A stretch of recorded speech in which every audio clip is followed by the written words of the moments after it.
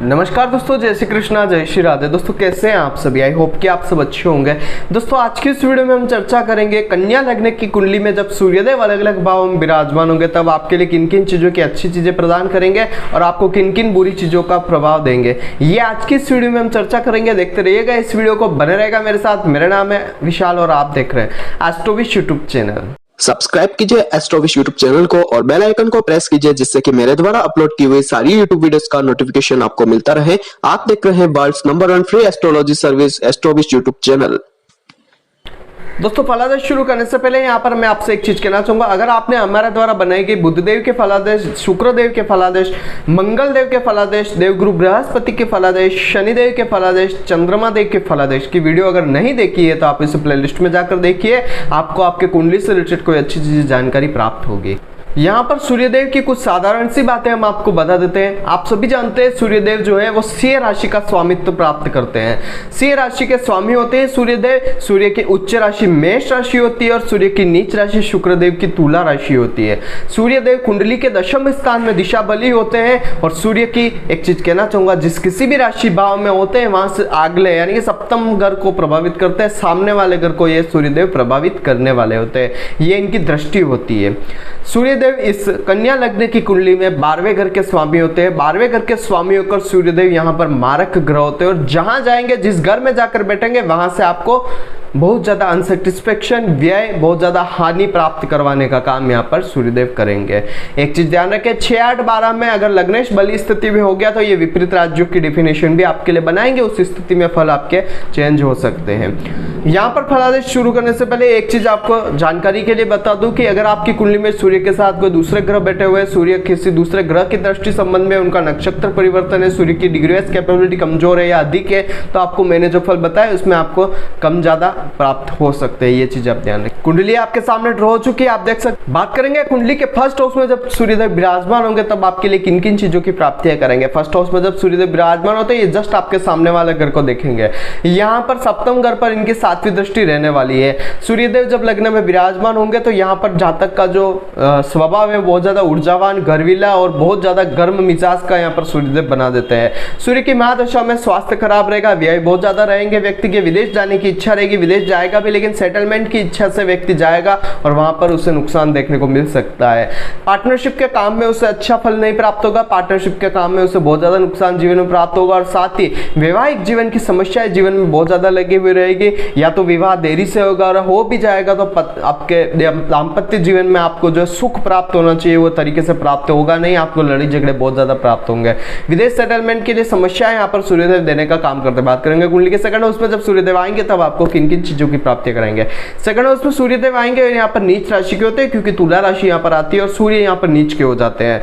यहाँ पर आपको एक चीज का ध्यान रखना है, अगर सूर्य के ऊपर शुक्रदेव की दृष्टि हो या सूर्यदेव और शुक्रदेव का युति संबंध बन जाता है तो आपको यहाँ पर सूर्य की निचता भंग के अच्छे फल प्राप्त होंगे। आपको विदेश से बहुत जबरदस्त धन प्राप्त होगा, विदेश में आपका बड़ा अच्छा कारोबार होगा, आप परिवार के साथ विदेश में बहुत अच्छे साम्राज्य स्थापित कर लेंगे।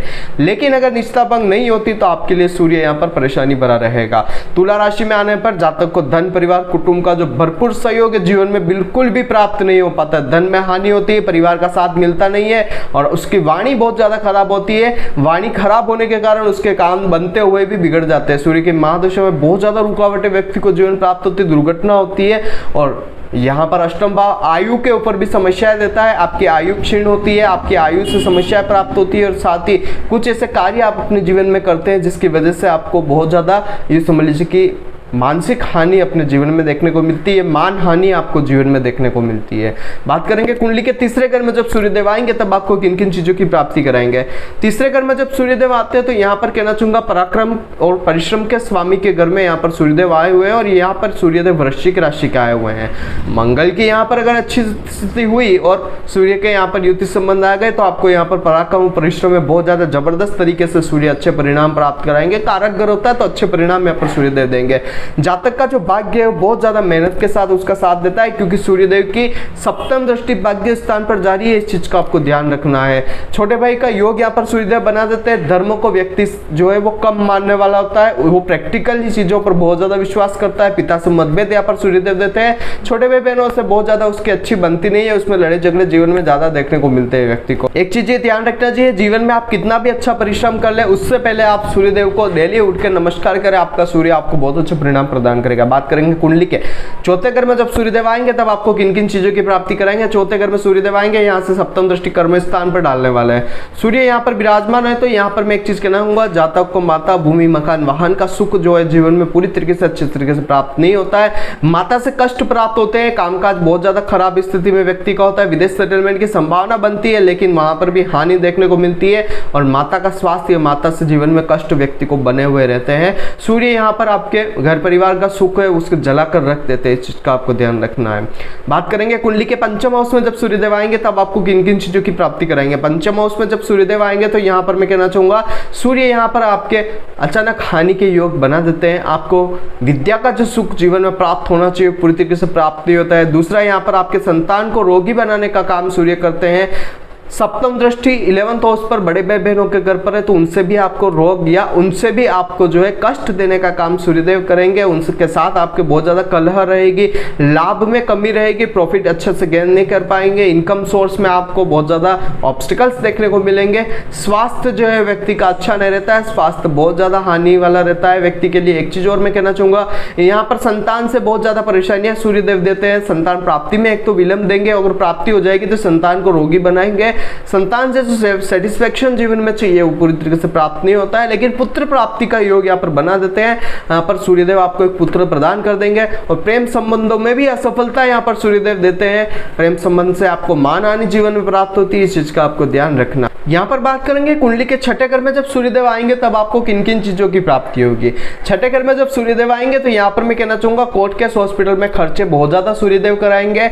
आपके लिए एक चीज ये भी रहेगी कि आपको रोग बहुत ज्यादा होंगे, आपका स्वास्थ्य जो है वो बहुत ज्यादा खराब रहेगा, कोई दुर्घटना भी आपको सूर्यदेव दे सकते हैं। कंपटीशन एग्जाम्स में आपको बहुत ज्यादा मेहनत यहाँ पर सूर्यदेव कराएंगे। सूर्य की महादशा में व्यक्ति को बड़ी टेंशन कोई ना कोई बनी रहती है। और एक चीज, सूर्य यहाँ पर अगर विपरीत राज्यों की डिफिनेशन बना लेते हैं तो आपको अच्छी नौकरी प्रदान कर लेंगे, गवर्नमेंट नौकरी दे सकते हैं। सूर्य यहाँ पर आपको हॉस्पिटल में कोई अच्छा काम दे सकते हैं, आपको डॉक्टर, सर्जन वगैरह बना सकते हैं सूर्य। और यहाँ पर सबसे बड़ी चीज है कि ध्यान रखिए कि सूर्य यहाँ पर विराजमान है तो आपको तर्क वितर्क की बहुत ज्यादा शक्ति देंगे, राजनीति में आपको माहिर भी बना सकते हैं। लेकिन उसके लिए आपको एक चीज का यह ध्यान रखना है कि सूर्य यहाँ पर विराजमान है तो आपका शनि जो है वो कहीं अच्छी स्थिति में होना चाहिए। बात करेंगे कुंडली के सातवें घर में सूर्यदेव जब आएंगे तब आपको किन किन चीजों की प्राप्ति कराएंगे। सातवें घर में जब सूर्यदेव आएंगे मीन राशि के आते हैं, तो यहाँ पर आपको एक चीज ध्यान रखिए कि सूर्य यहाँ पर जब विराजमान होंगे सप्तम घर के जितने भी अच्छे फल है उसको जलाकर राख कर देंगे। अब यहाँ पर आपके वैवाहिक जीवन में देरी देंगे, वैवाहिक जीवन से अनसेटिस्फेक्शन देंगे, पत्नी पार्टनर के साथ रिश्ते अच्छे नहीं रहेंगे, आपकी पत्नी या आपका पति बहुत ज्यादा घमंडी झगड़ालू प्रवृत्ति वाला होगा। हो सकता है आपके पत्नी या आपके पति के साथ डिवोर्स तक भी यहाँ पर सूर्यदेव की स्थितियां बना सकती है। व्यवहार में अगर देखा जाए तो व्यापार के साथ आपके रिश्ते जो है अपने पार्टनर के साथ, अपने जो साझेदारी का व्यापार है उसमें अच्छे रिश्ते नहीं रह सकते, उसमें आपको परेशानियां देखने को मिलेगी। आपका पार्टनरशिप का बिजनेस ज्यादा लॉन्ग टाइम तक नहीं चल पाएगा, इसलिए पार्टनरशिप से परहेज करें तो आपके लिए शुभ रहेगा। विवाह जो हो सकता है वो विदेश में हो सकता है, इस चीज का भी आपको ध्यान रखना है। सूर्य की महादशा में स्वास्थ्य बिगड़ा हुआ रहेगा, दैनिक आय आपकी बहुत ज्यादा प्रभावित रहेगी और व्यक्ति जो होता है बहुत ज्यादा ये समझ लीजिए कि घमंडी इंसान होता है, बहुत ज्यादा ये समझ लीजिए कि व्यक्ति घरवीला भी हो सकता है, गर्मजोशी वाला हो सकता है, गुस्से वाला इंसान होता है। बात करेंगे कुंडली के अष्टम घर में जब सूर्यदेव आएंगे तब आपको किन किन चीजों की प्राप्ति कराएंगे। सूर्य यहाँ पर आते हैं अष्टम घर में, उच्च राशि के हो जाते हैं और उच्च राशि के होने के कारण यहाँ पर आपको जो फल है वो अच्छे प्राप्त होंगे, लेकिन विपरीत राज्यों भी यहाँ पर बनना चाहिए। विपरीत राज्यों की डेफिनेशन 6-8-12 का ग्रह जब 6-8-12 में हो और लग्नेश बलीय अवस्था में हो तो आपके लिए शुभता लेकर आता है। तो यहाँ पर अगर बुध लग्नेश बलीय अवस्था में हुआ तो आपके लिए शुभता लेकर आएंगे और विपरीत राज्यों की डेफिनेशन में आपको अच्छे परिणाम प्राप्त कराएंगे। ऐसे जातक के लिए कहना चाहूंगा अष्टम भाव संबंधी अच्छे फल प्राप्त होते हैं, उसका IQ लेवल, उसका सिक्स सेंस बहुत अच्छा होता है। किसी व्यक्ति को अगर वो कहीं कह दे कि ये काम आप करना चाहिए या ये काम आप करो आपके लिए शुभ रहेगा, तो वो सारी सृष्टि उस काम को करवाने के लिए उसके लिए साथ लग जाती है और उस व्यक्ति का कहा सत्य हो जाता है। ये चीज़ यहाँ पर सूर्यदेव की स्थिति आपको देती है, लेकिन विपरीत राजयोग भी होना आवश्यक है। यहाँ पर कहना चाहूँगा अगर विपरीत राजयोग नहीं है तो आपको हर काम में रुकावटें प्राप्त होगी। सूर्य की महादशा अंतरदशा में टेंशन बनी रहेगी।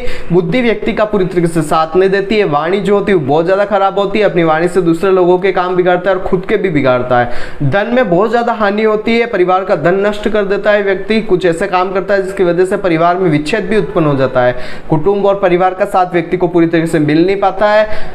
एक यहाँ पर मैं कहना चाहूँगा व्यक्ति को शास्त्रों का ज्ञान जो है सूर्यदेव प्रदान कर लेते हैं, लेकिन यहाँ पर ध्यान यही रखना है कि शास्त्रों का ज्ञान का जो सही मूल्य है या सही जो उसका उपयोग है वो जीवन में कर नहीं पाता है। लेकिन विपरीत राजयोग बन जाए तो व्यक्ति सही उपयोग करके उसको जगत का भला भी करने का काम कर सकता है। बात करेंगे कुंडली के नवम स्थान में जब सूर्यदेव आएंगे तब आपको किन किन चीजों की प्राप्ति कराएंगे। नवम स्थान में सूर्यदेव आएंगे, यहाँ पर सूर्य आपको नास्तिक बनाते हैं, आपको धर्म से दूर करेंगे। सूर्य यहाँ पर विदेश यात्रा करवाएंगे, लेकिन वहां पर अनसक्सेसफुल आपको रखेंगे।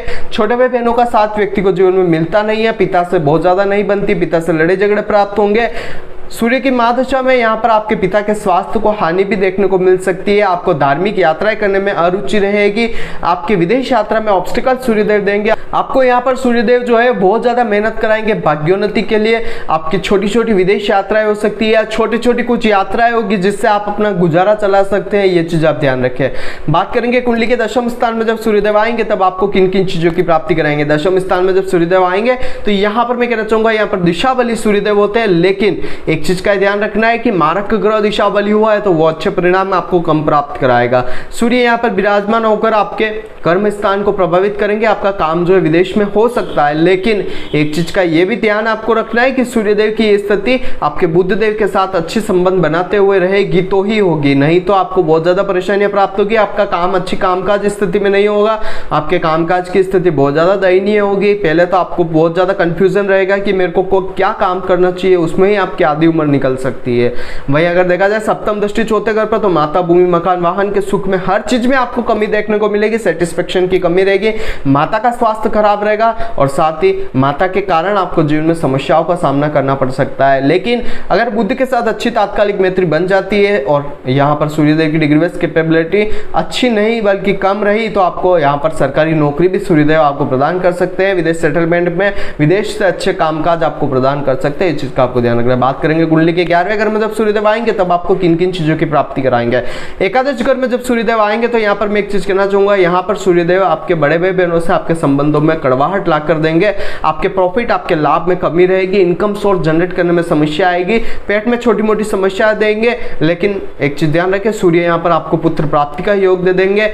दूसरा यहाँ पर आपके पुत्र प्राप्ति में या आपको संतान प्राप्ति में विलंब यहाँ पर सूर्यदेव देंगे। बुद्धि थोड़ी अग्रेसिव होती है। आपके वैवाहिक जीवन से या फिर आपके लव लाइफ से आपको मान हानि देने का काम सूर्य करेंगे। यहाँ पर एक चीज कहना चाहूंगा, सूर्य जब सप्तम दृष्टि से आपके पंचम घर को प्रभावित कर रहे हैं तो आपके संतान की हानि का योग भी यहाँ पर देते हैं। संतान से आपको बहुत ज्यादा समस्याएं देने का काम सूर्य देते हैं। बात करेंगे कुंडली के 12वें घर में जब सूर्यदेव आएंगे तब आपको किन किन चीजों की प्राप्ति कराएंगे। यहाँ पर भी अगर विपरीत राजयोग बन जाए तो आपको बहुत अच्छे परिणाम मिलेंगे, अन्यथा आपको समस्या ज्यादा देखने को मिलेगी। मन बहुत ज्यादा परेशान रहता है। कोर्ट केस, हॉस्पिटल के खर्चे लगे हुए रहते हैं। दुर्घटना का बहुत ज्यादा व्यक्ति को अंदेशा रहता है। जीवन में दुर्घटना होती भी है। सूर्य की महादशा में व्यर्थ के खर्चे व्यक्ति को जीवन में प्राप्त होते हैं। और सबसे बड़ी चीज कहना चाहूंगा, विदेश भी जाता है, विदेश में अच्छी काम करता है, लेकिन जब सेटलमेंट की स्थिति आती है तब व्यक्ति को वापिस अपने देश आना पड़ता है। विदेश से जो सेटिस्फेक्शन या जो अच्छी चीजें प्राप्त होनी चाहिए वो जीवन में प्राप्त नहीं हो पाती है।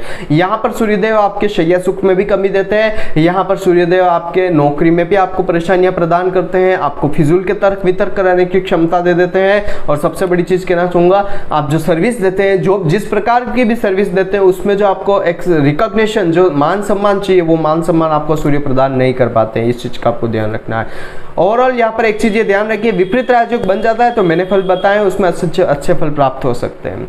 ओवरऑल अगर देखा जाए तो मैंने आपको यहाँ पर सूर्यदेव का 12 भाव फलादेश बताया कि कन्या लग्न की कुंडली में सूर्य जब अलग अलग भाव में विराजमान होंगे तब आपको किन किन चीजों की प्राप्ति प्राप्ति होगी।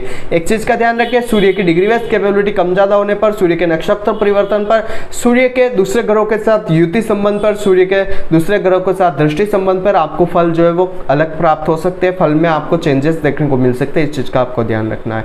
यहाँ पर अगर आप अपनी कुंडली का विश्लेषण हमसे करवाना चाहते हैं तो नीचे स्क्रीन पर हमारा कॉन्टैक्ट नंबर आ रहा है, आप उस पर कॉन्टैक्ट कर ये जानकारी हमसे प्राप्त कर सकते हैं। आज की वीडियो में बस इतना ही, कल फिर मिलेंगे एक नई वीडियो के साथ, एक नए टॉपिक के साथ। तब तक के लिए जय श्री कृष्णा, जय श्रीनाथ जी बाबा की। आई होप कि मेरे द्वारा बताई गई जानकारी आपके लिए हेल्पफुल और महत्वपूर्ण रही होगी। अगर आपको ये वीडियो पसंद आती है तो इसे दूसरों के साथ भी शेयर कीजिए, जिससे कि दूसरे लोग भी इस चीज का फायदा उठा सके। दोस्तों बने रहिए इस चैनल के साथ। मेरा नाम है विशाल और आप देख रहे हैं एस्ट्रोविश यूट्यूब चैनल। जय श्री कृष्ण।